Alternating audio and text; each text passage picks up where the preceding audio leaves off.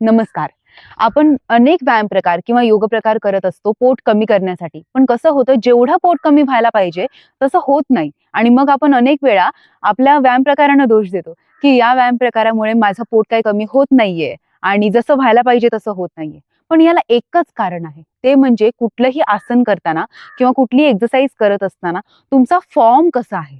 तर आता आज आपण पाहणार आहोत, की आपला पोटाचा फॉर्म चांगला करण्यासाठी आपल्याला कुठलं आसन सहाय्यक ठरतं. तर आता आपण पाहतोय उत्तान पदासन. अनेक व्यायाम प्रकार आपण करतो, जसं या प्रकारची ट्विस्ट, बायसिकल क्रंचेस, क्रंचेस किंवा स्प्रिंग सिटअप्स, लेग रेज. हे सगळे खूप इफेक्टिव्ह आहेत.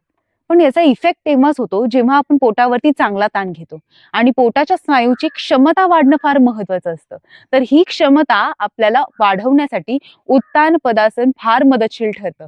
उत्तान पदासनात दोन्ही पाय आपण 90 अंशावरती घ्यायचेत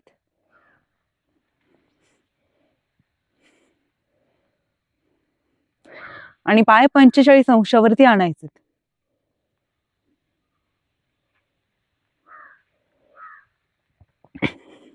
तेव्हा अनेक जण या प्रकारे पायावरती घेतात असे, किंवा जरी सरळ घेतले तरी पटकन एका सेकंदात वर.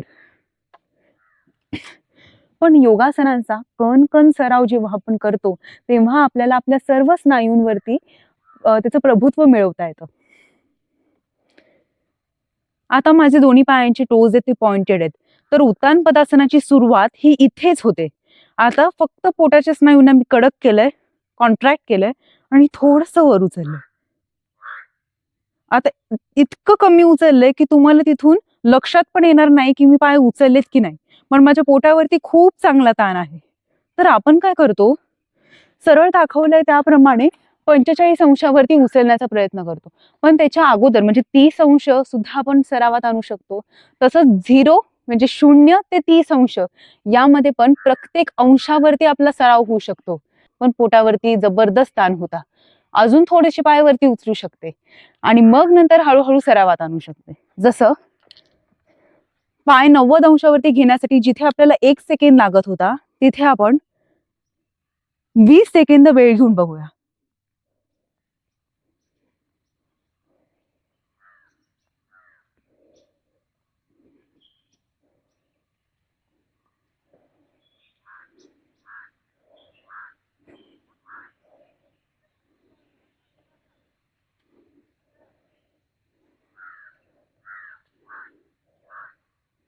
आता पाय खाली आणण्यासाठी सुद्धा आपण 20 सेकंद वेळ घेऊयात.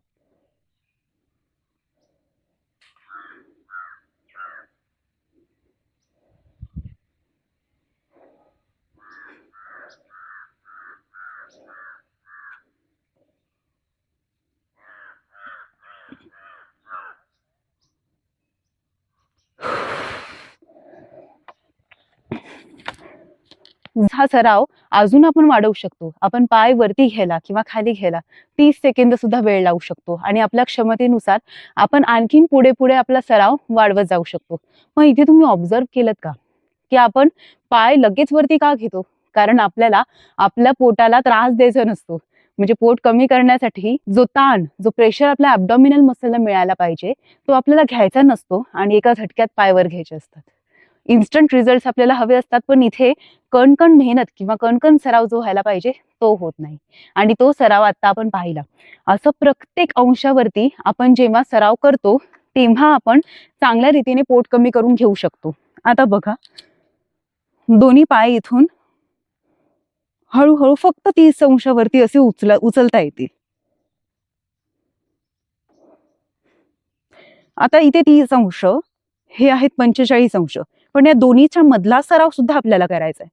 हे बघा, इथपर्यंतही आपल्याला घेता येतंय, 60 अंशही घेता येतील. आता हे 60 आणि हे 90, 60 आणि 90च्या मध्ये ही प्रॅक्टिस आहे. तर आपण ज्या ठिकाणी लिमिटेशन्स पाडून ठेवतो तर ते लिमिटेशन्स तुम्ही बाजूला सरकवून टाका. आपल्या पोटाची नीड काय आणि आपल्या शरीराची नीड काय यानुसार आपण आपला सराव वाढवत जायचं असतं. म्हणून प्रत्येकाचा फिटनेस हा त्याच्या अनुषंगाने वेगवेगळा असू शकतो. तुम्हाला जर पाठीच्या स्नायूंना बळकट बनवायचंय तर तुम्ही तो जरा खालच्या डिग्रीला पाय होल्ड करून ठेवायला पाहिजे. तुमचा सराव अशा पद्धतीने ऑब्झर्वेशन करत करत करत पुढे गेला पाहिजे. तर अशा प्रकारचा सराव तुम्ही सर्वांनी करावा. रिपिटेशन्स हा एक महत्वाचा भाग येतो. आपण अनेकदा काय करतो, आपण एखादं आसन करतो आणि त्यानंतर लगेच पुढच्या आसनाकडे वळतो. पण रिपिटेशन्स म्हणजे खरी मेहनत आहे. 2 वेळा 3 वेळा कमीत कमी सांगते, आणि त्यानंतर मग सराव जसा वाढेल तसं तुम्ही पुढे जाऊ शकता. तर अशा प्रकारे रिपिटेशन्स वाढवा, ऑब्झर्वेशन वाढवा. आता हे जे काही आता आपण पाहिलं हे सगळं ऑब्झर्वेशन मधून आलं होतं. कारण उत्तान पदासनाचं जे चित्र आहे आपल्या डोळ्यांसमोर ते कसं आहे, पाय 90 अंशावर उचलले, पाय 45 अंशावरती आणले, उत्तान पदासन झालं. पण कसं करतोय याला महत्व आहे. फक्त करण्याला नाही तर कसं केलंय याला महत्व आहे. म्हणून आपण पाय उचलताना 20 सेकंद वेळ घेतला.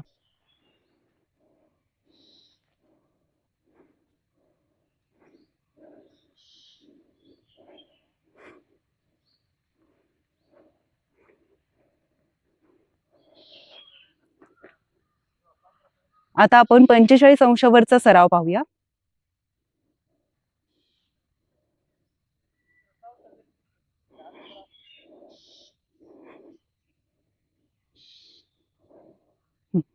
आता इथे होल्ड करून झाल्यानंतर आसन सोडण्याची पद्धत बघा.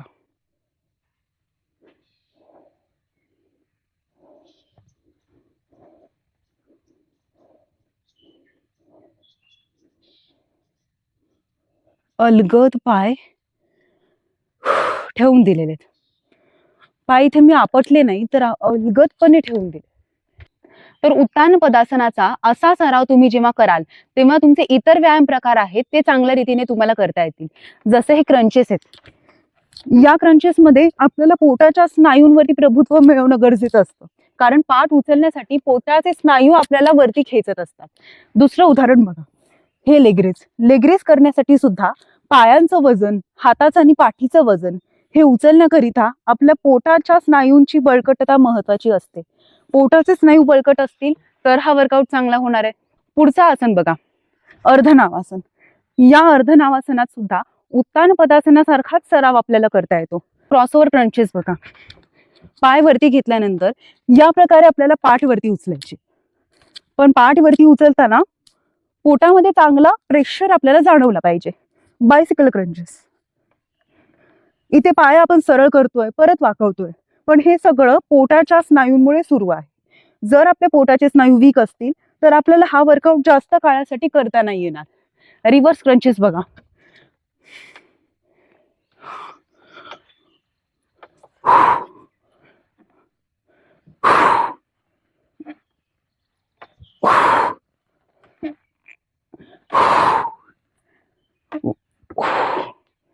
हे सर्व वर्कआउट्स आपल्याला चांगल्या रीतीने करता येतील जेव्हा तुम्ही आपण आता पाहिलेला उत्तान पदासनाचा सराव कराल. तर तुम्ही दररोज उत्तान पदासनाचा सराव करा. तुमच्या फिटनेस शेड्यूल मध्ये हे आसन नक्की तुम्ही आणा. धन्यवाद.